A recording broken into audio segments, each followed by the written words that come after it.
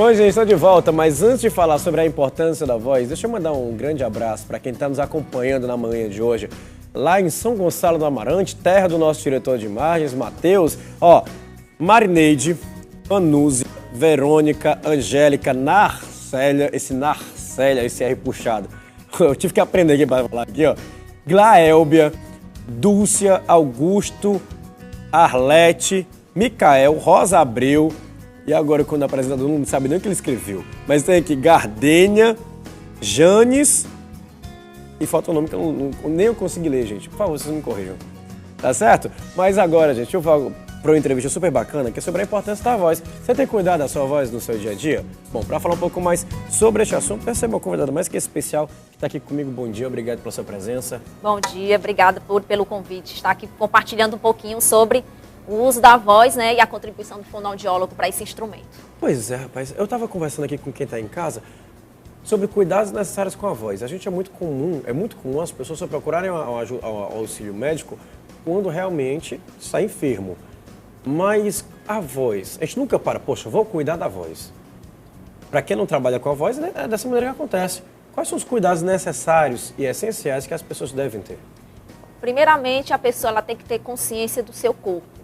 A voz, para falar, ela é uma atividade que recorre à utilização de músculos. Sim. Então, se uma pessoa faz atividade física, qualquer que seja, ela precisa o quê? Se preparar para alongar, para depois fazer os exercícios para executar. Sim. A mesma coisa acontece quando se utiliza a voz.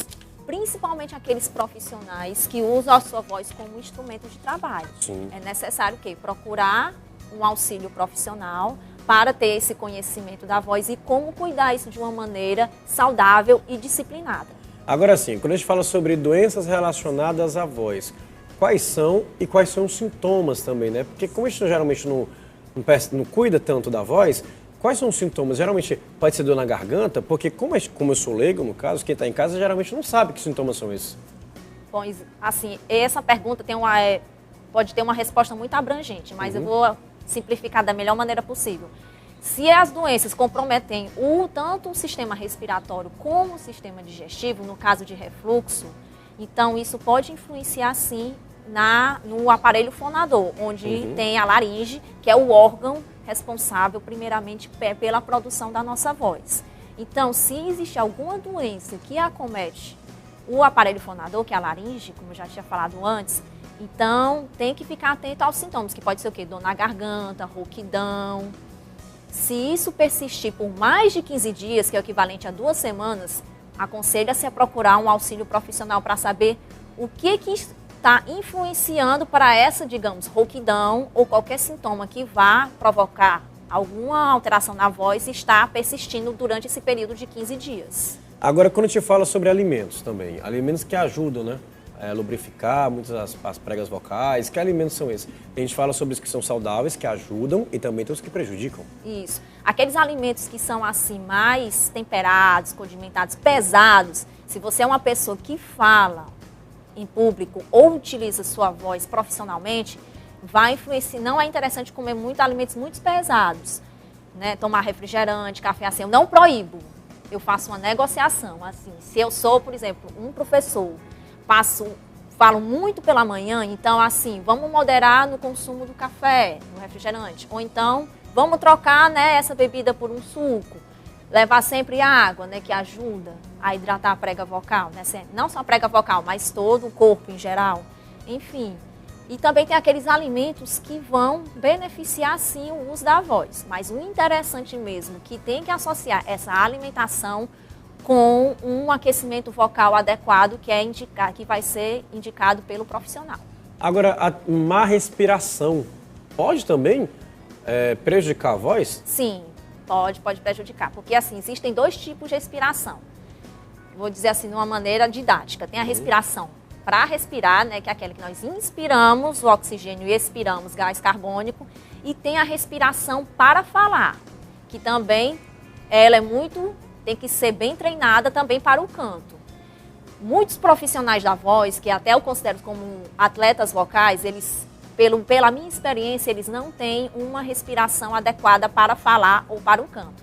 Então, tem que procurar um profissional fonoaudiólogo para a gente fazer esse trabalho de como respirar adequadamente para poder conseguir falar de uma maneira adequada sem fazer esforço. E quando a gente fala sobre bebida alcoólica e também sobre cigarro, o mal que eles também podem causar à voz? O cigarro, a gente sabe que o cigarro, seus malefícios, não só para a voz, mas também para o pulmão, que é o que acontece.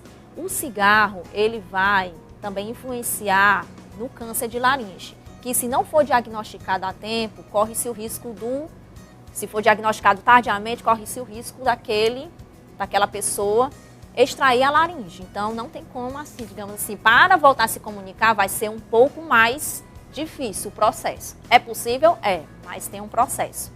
Todavia, também tem o álcool. Não é interessante assim, aquele profissional da voz que vai, por exemplo, cantar ou falar em público, ingerir álcool. Porque ele vai esconder lá o problema. Tá lá utilizando a voz, bacana, legal, mas quando passar o efeito, que é como se fosse um efeito anestésico, a voz vai estar muito pior em relação como estava antes. Então, interessante assim, consome o seu álcool legal, sua cervejinha, certo? Depois de usar a voz. Antes não é muito interessante não, porque existe essa atividade muscular que o álcool vai mascarar, esconder o problema. Entendi. Muito obrigado pela sua presença aqui no estúdio, mais vezes aqui com a gente, tá? Tá certo, estamos aqui à disposição. Tá ok, muito obrigado mais uma vez. Para você que está em casa me assistindo, eu agradeço demais a sua atenção. Mais uma vez, um grande abraço para todos que moram em Natal, Rio Grande do Norte, em Tangará, Caicó, todos Currais Novos, todos que nos acompanham na manhã de hoje. Foi muito bom estar com vocês nesse último final de semana, na transmissão do Carnatal. E também para quem me assiste em Brasília, no Acre e no Maranhão. Beijo para todo mundo e amanhã temos um encontro marcado, tá? Às 8 horas da manhã, ao vivo, aqui direto da Rede União. Muita informação para vocês de casa. Não sai daí, que na sequência vem Ednei Cunha. Tchau. Baby, eu gosto quando dança assim, corpo suado, coladinho.